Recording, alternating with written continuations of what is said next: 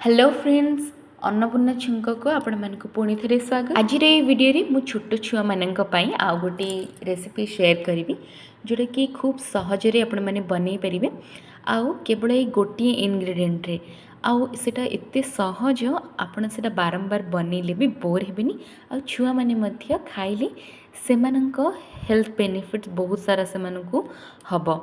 तो चलतु वीडियोटा स्टार्ट करवा।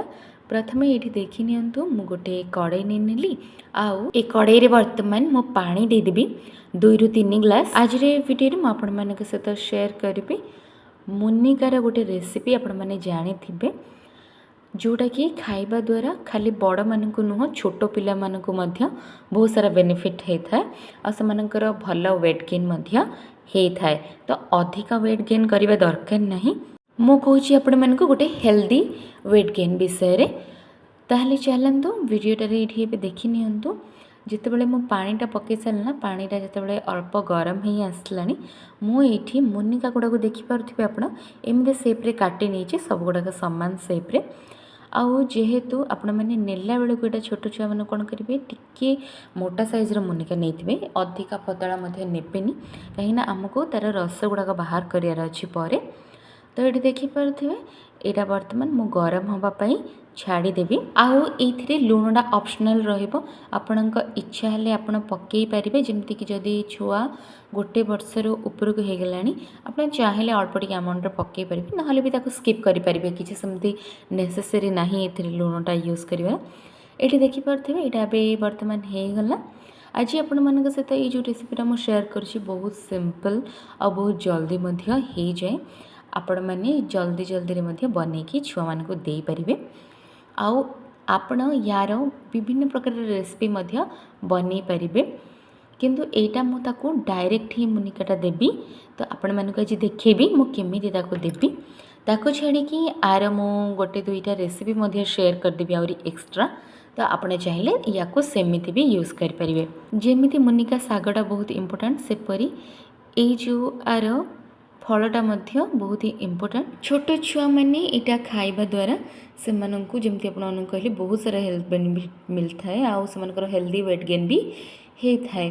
तो ये देखिपे मुझे बाहर करके प्रथम कौन कली ये ठंडा करदेली आ मो छुआ को खाया को दबापाई मुझे कौन करी एमती डायरेक्ट ही बाहर करके देवी हम। तो ये जो मंजी गुड़ा को आपण मैंने जेहेतु से खाइबाटा पॉसिबल नहीं आपण मैंने कौन करेंगे से मंजी गुड़ा को बाहर करदे अन्य कथरे यूज करदे।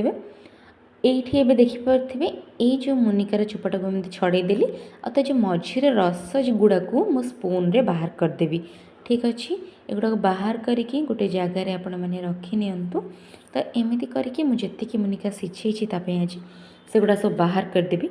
आपण मैंने गोटे अल्टरनेट डेज रे मध्य छोट छुआ मानक यहाँ आराम से दे पारिबे जोटा डॉक्टर मैंने भी सजेस्ट करते किंतु आपको अलग को फॉर्म रे दबा अपेक्षा यहाँ सबुठ इजी मेथड मुझे यहाँ बतई दूची जोटा कि आम मैंने घर को तो यहाँ सब बेले प्राय आणु तेणुक आपण मैंने कौन करेंगे जिते आपण मानक को आइटम भी बनइबे ता पूर्व छोट छुआ मानक यहाँ बनईकि आपण मैंने दे पारिबे जमती कहले मंजी गुड़ा चाहिए बाहर मध्य करें।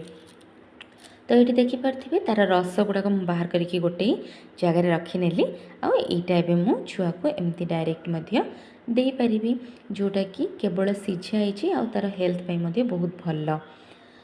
तो फ्रेंड्स आपण मानक सहित आज जो सिंपल रेसिपीटा शेयर कली आई होप यहाँ आपण मानक हेल्पफुल होइथिबो आउ जदि आपणक छुआ पाई एटा किछि भी हेल्पफुल होइछि ताहाले मो चैनल रे वीडियोटी को लाइक शेयर आउ चैनल को सब्सक्राइब करने को जमार भी भूलिए।